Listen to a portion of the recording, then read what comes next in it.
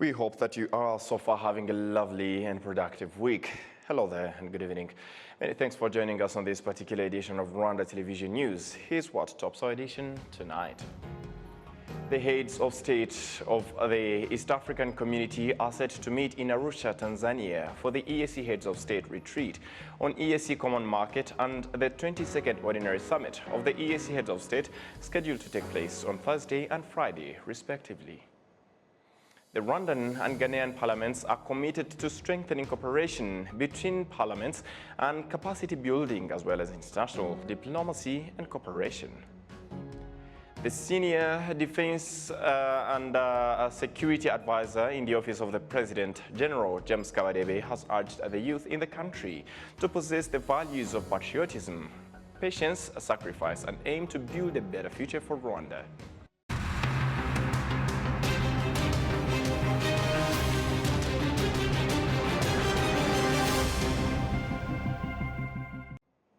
We are very much glad to have your company tonight. Joining you straight from the heart of Africa, Kigali, my name is Sam Kalisa. And as we kick it off to our top story tonight, the heads of state of the East African community are set to meet in Arusha, Tanzania for the EAC Heads of State retreat on the EAC Common Market and the 22nd Summit of the EAC Heads of State are scheduled to take place on Thursday and Friday, respectively.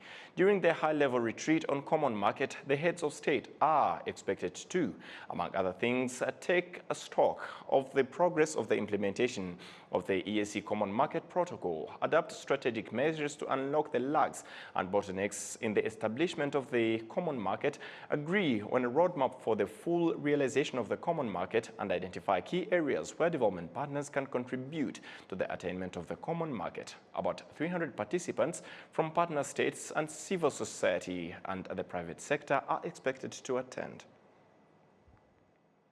And moving ahead to other matters, the Rwandan and Ghanaian parliaments are committed to strengthening cooperation between parliaments and capacity building as well as international diplomacy and cooperation. Jen Mutoni filed this report. The Speaker of the Chamber of Deputies of the Parliament of Rwanda, Honorable Mukabarisa Donatil, says the two countries will benefit greatly from the agreement.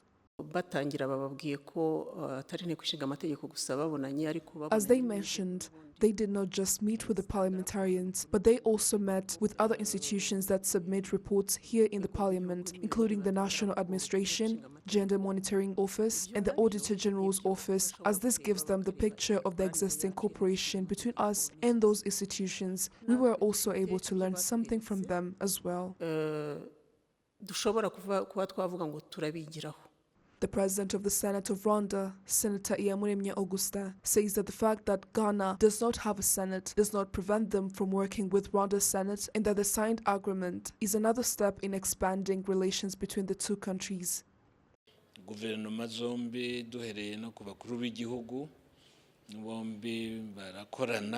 governments, starting with the heads of state, work closely together, and we have a lot of agreements together, both in terms of transportation. As you know, our airline flies to Accra, and in terms of security, such as training our officers, there are discussions that are taking place in terms of business and other forms of trade, but especially what we want is for both parliaments to work closely in terms of visits, exchanging views and cooperation. In the Rwandan side, we have a relations group, as they also say that they plan to set it up as well, hence working together for the benefit of the people we represent.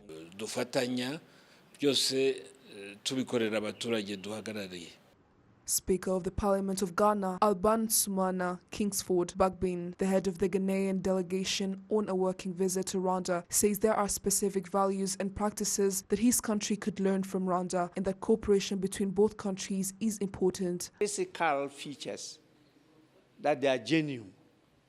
You know, not just the smiles, but from the shine of the eyes, you can see that no, person is not pretending.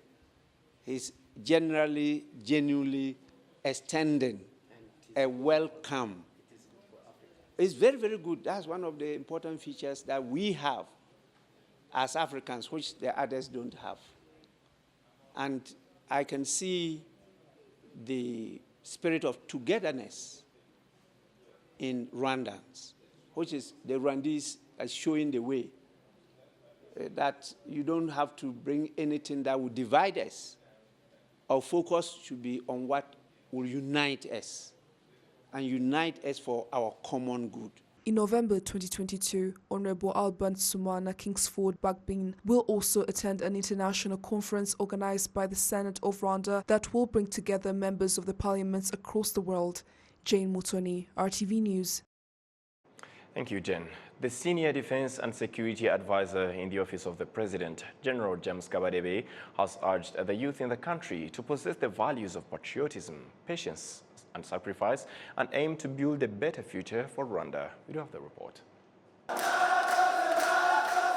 306 young people from the Western Province, most of whom are youth volunteers, trainers and private sector practitioners, are receiving training at the Gishari Police Training Center on their role in building the country. The Senior Defense and Security Advisor in the Office of the President, General James Kabadebe, explained the history of the country to these young people right from the colonial rule up to the liberation struggle. He stressed that the liberation struggle was possible because it was based on the values of patriotism, perseverance, sacrifice, serious but purposeful suffering, and discipline. He encouraged these young people to go by these values and make use of available opportunities in the country.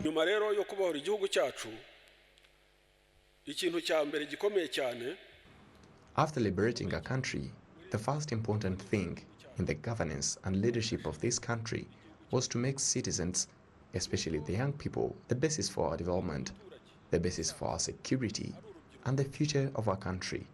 Training them, giving them equal rights to ask, understand, and give their own views, to have their role in activities meant for them. That is what built this country. Such citizens cannot be misled. There is no person who can pick you after this training and take you to other inappropriate plans. After the discussion, these young people announced that they earned the right values that will characterize them now and in the future. The struggle to liberate the country and the struggle he asked us to fight is impossible if you're not patriotic. He also reminded us that you cannot achieve all that without discipline. It changed me a lot because there are some things I used to regard as normal issues, but after hearing the liberation struggle, I took an initiative to solve issues like malnutrition, conflicts, and others. The first important value he taught us is patriotism, loving the country, and being ready to shed blood for it if necessary. The training started on July 17th and will end on July 22nd, 2022. They are being trained on community development programs and addressing issues that are affecting the community.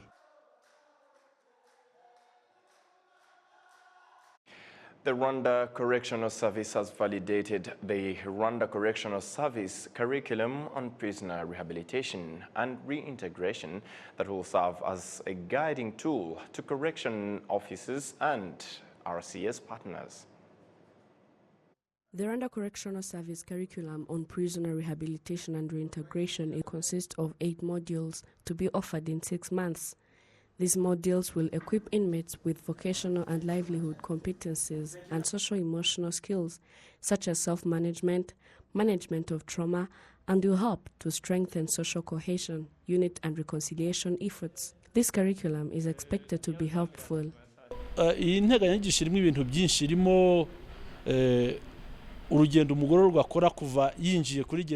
curriculum includes a lot of things that a prisoner does from the time they enter the prison until they are released, but it depends on the nature of each inmate and the crime that led to their incarceration. There is a lot to be done for them, including talking to them to first accept that they have been convicted and they are not here to die. People outside the prison think that the inmate will become more worse, but the thing is, they have started the journey of knowing that they have committed the crime and now they are punished and should be corrected to be able to return to the Rwandan society. They should believe that they have knowledge they have learned from there, and that will benefit their families and the country. ndi umuntu wifitiye akamaro ufite ubumenyi navanye ahangaha buzangirira akamaro bukagira akamaro umuryango wanjye bukagira akamaro n'igihugu. The Rwanda Correctional Service curriculum on prisoner rehabilitation and reintegration is also expected to serve as guiding tool to RCS partners. I think this curriculum is certainly going to improve our service and the output and investment in a service to the prisoners and to the community in general. The loopholes that we still face and we still see are the fact that the community, the service to prisoners and on rehabilitation and the reintegration needs cooperation, needs different levels of engagement in order to have better fruits in social fabric repair. The curriculum was developed by RCS in partnership with Interpeace through the Institute of Legal Practice and Development. This curriculum will help to address the complex challenges.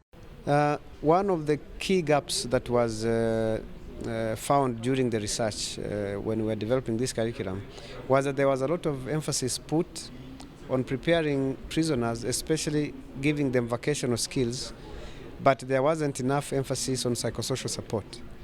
So looking at the inner person of a prisoner to prepare them to go back to the society while they are reformed, to give them an opportunity to reflect on themselves and their actions, but also to acknowledge that they have mental health needs. So this curriculum comes to bridge that gap. And we strongly believe that it is a big contribution, not only to RCS, but also its partners. There are over 80,000 inmates in Rwanda. 7% of them are women. 440 of the inmates live with their children in prisons. 26.2% were sentenced for genocide crimes, 17.2% for theft, 11.4% for drug abuse, and 11.2% for physical violence, while 10.3% were sentenced for harassment crimes. Ghislaine Mugwaneza, RTV News. Thank you, Ghislaine, for the report. And we will transition to health matters now. Experts in healthcare point out that a mother should be taken care of during pregnancy as a solution to avoid depressive disorders that can occur during pregnancy and after birth, because depressive disorders can affect the health of the child. Olive Nhete filed this report. Postpartum depression is a mental disorder that usually affects women after giving birth due to various reasons, including intense pain during birth, giving birth to a premature baby, conflicts in families, and various other reasons.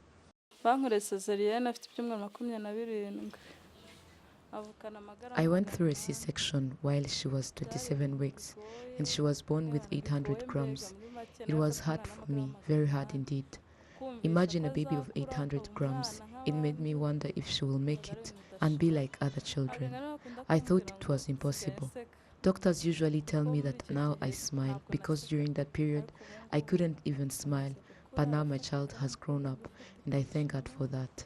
Dr. Adolphe Karegeya, a gynecologist at Kacyiru Hospital, notes that this disorder can also be seen during pregnancy. Ni indwara ikunze kubaho ku babyeyi ikaba byaragiye bituruka wenda ku experience cyangwa se. It is a mental disorder that normally affects mothers due to various reasons, like the experience she gets when she is pregnant, because it has been revealed that women can also get this disease while they are pregnant, not only after giving birth. She can be depressed or be unhappy about the birth due to various reasons that have been ongoing through the pregnancy, including the environment she is living in, like the neighbors, the family constant asking her questions. All of those can affect her psychologically, and it may be seen after giving birth or during pregnancy. Dr. Adolphe continues by explaining that if not well treated, this depression can lead to various consequences, including affecting the child's health. Bishobora kumugiraho ingaruka kuko umwana iyo ari mu nda ya mama we n'ubundi It may negatively affect the baby because when a child is in her mother's womb, they can be happy, play, and do other various things. So when the mother is happy, she directly transmits the happiness to the child in the womb. And also, when she is not, it may negatively affect the baby, and even after birth, Usually mothers with this disease have symptoms of rejecting children and fail to feed them properly or breastfeed them and do all the necessary care a child needs. And that affects the baby because when a child is not well fed and breastfed, may have malnutrition, and that malnutrition affects his brain as well as his upbringing, which may cause various negative effects. Kanyindi Jacqueline, a clinical psychologist, notes that taking good care of a mother during pregnancy is among the solutions proposed to address this disorder. She continues by explaining how they help mothers during that period.